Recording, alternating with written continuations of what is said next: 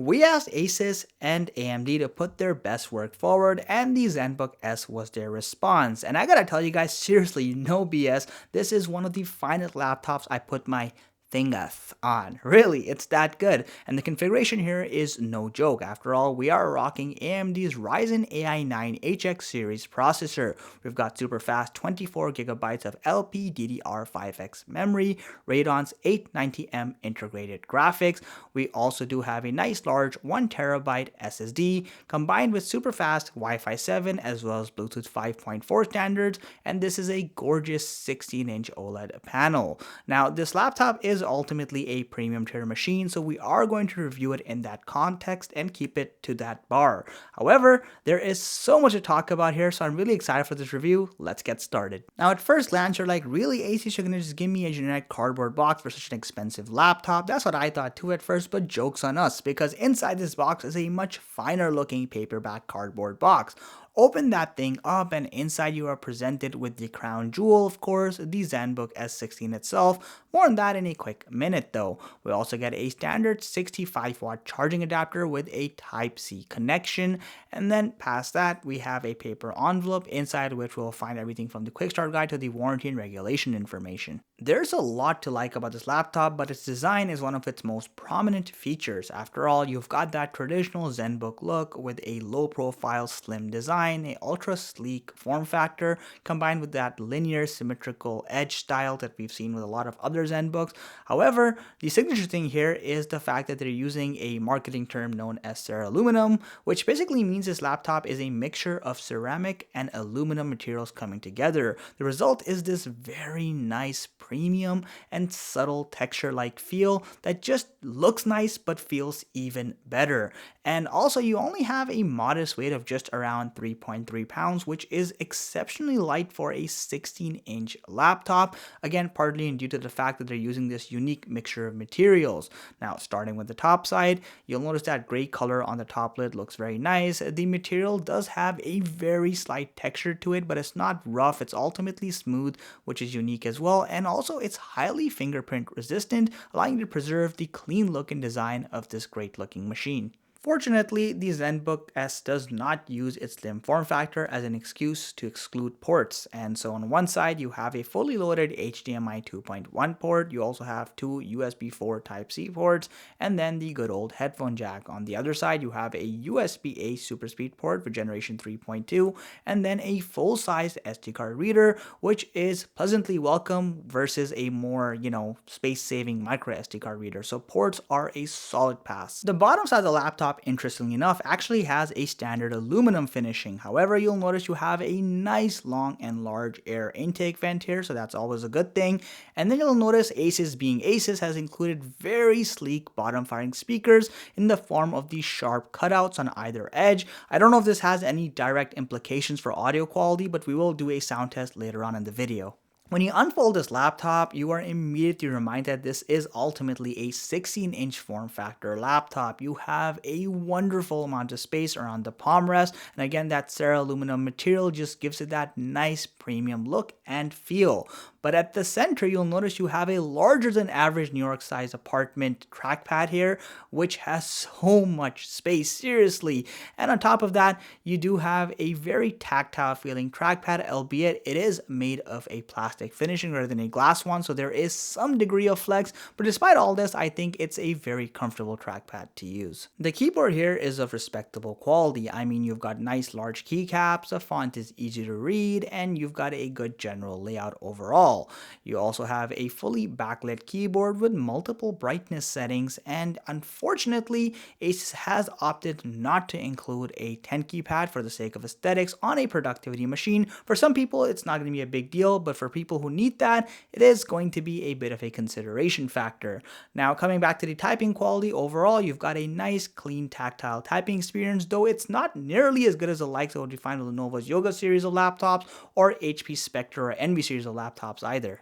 Asus has oddly enough taken a page from HP's book and poked a bunch of grill-like holes right above the keyboard. For whatever reason, they think it's cool, I guess, but hey, ultimately beauty is in the eye of the beholder, so if you like it, let me know in the comment section below. Now, as far as the hinge quality is concerned, it is very reliable. You don't have any wobble, you can open with a single hand, and the hinge seems reliable for long-term wear and tear.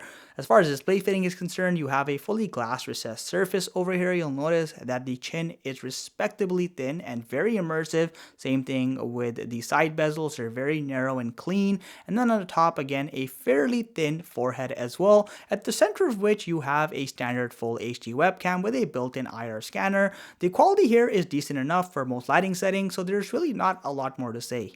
When it comes to premium laptops, the display is an essential element, and Asus knows this because the Zenbook S is rocking a stunning 3K OLED 16-inch panel with a 16:10 aspect ratio, a buttery smooth 120Hz refresh rate with a nice fast 0.2 millisecond response rate. We also have a peak brightness of 400 nits with SDR and all the way up to 500 nits with HDR content. And yes, to make things even sweeter, you do have a nice touch captive display here. Really cool. Now you'll also notice in the color department you have a 100% DCI-P3 rating as well as a 100% sRGB rating, meaning this laptop is great both for viewing and creative purposes alike. A quick recap of the technical specs we have with this computer. So we do have AMD's Ryzen AI 9 HX370 series processor. We get 24GB of LPDDR5X memory, though depending on where you are, you can configure that all the way up to 32GB of memory. You also have AMD's Radeon 890M integrated series of graphics. Now, as far as day-to-day performance is concerned, this laptop is going to obviously blast through anything you throw at it, whether it's surfing the web, typing up a Word document. Even more demanding activities like programming are a total breeze. Even with the base 24GB of memory that we have here, there were no issues whatsoever. You can also do more advanced things like 3D modeling and animations thanks to the powerful integrated graphics we have on board, and even the most demanding activities like multi-layer 4K video editing are not a big challenge for this device as long as you're not adding extensive amounts of color grading, which then starts taking a lot more resources. But generally speaking, this is a powerful productivity machine.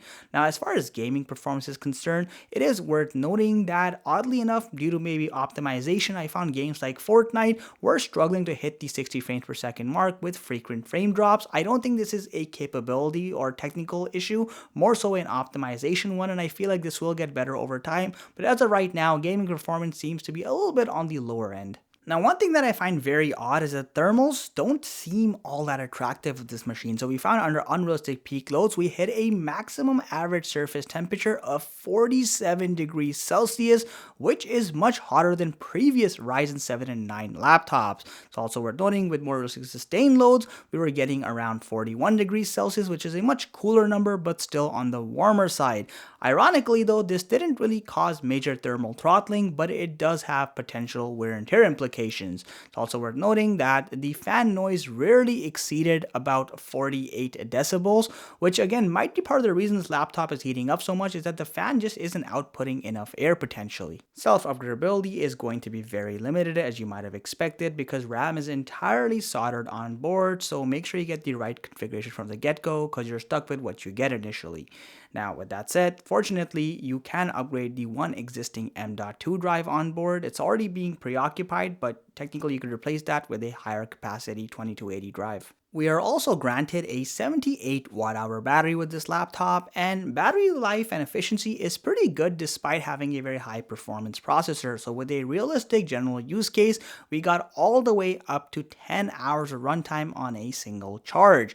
Now, past that, you do have a 6-speaker system, and I gotta tell you, the speakers on this laptop are pretty good. I wouldn't say they're as good as the likes of the MacBook Pro or even the MacBook Air, for example, but there's a decent amount of volume, good clarity, and a good amount of depth. Here's a quick sound test for reference. Get off best friends. I don't really understand myself. I don't really understand, need help. I don't wanna be left on the shelf. Couldn't even hear me if I yelled. It's so cold outside.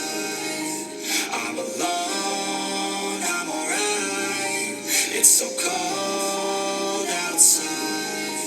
I'm alone, I'm alright. It's so cold outside. The Zenbook S16 is definitely a premium laptop, and its price is not shy to reflect that. However, in return, Asus promises you one of the most cleanest designs you've seen on a laptop in recent history. That ceraluminum material, combined with the traditional Zenbook looks, really make this look like a piece of work, and full credit is due there. Despite its slim form factor, you get a decent selection of I/O ports, a great keyboard and trackpad, and a fantastic OLED display.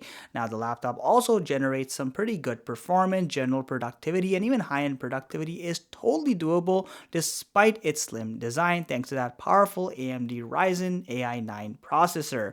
However, the laptop isn't perfect. Thermals definitely seem to be a bit of a concern for me. The fact that we reach such high thermal levels does raise some potential concerns for long-term wear and tear, but our test didn't find any dramatic thermal throttling. However, gaming performance in a casual capacity could definitely be improved, and only time will tell if that's going to get better over time or not. I will also say battery life, while pretty respectable, is not going to be phenomenal because of the high-end hardware you have over here. So generally speaking, if your aim is to get a very sexy looking laptop that also has great high-end performance, this is a laptop to go with. But if you're looking to get the most out of the hardware that's in this thing, there are going to be laptops that just do a better job of utilizing its potential because they compromise on the sleek or slim form factor that this laptop has. Let me know your thoughts on the Asus Zenbook S16 if you already have it, or what you think of this review in general. As always, thank you so much for watching this video. If you enjoyed the content, make sure you hit that sub button and like this video. It genuinely helps me grow. Catch you in the next one.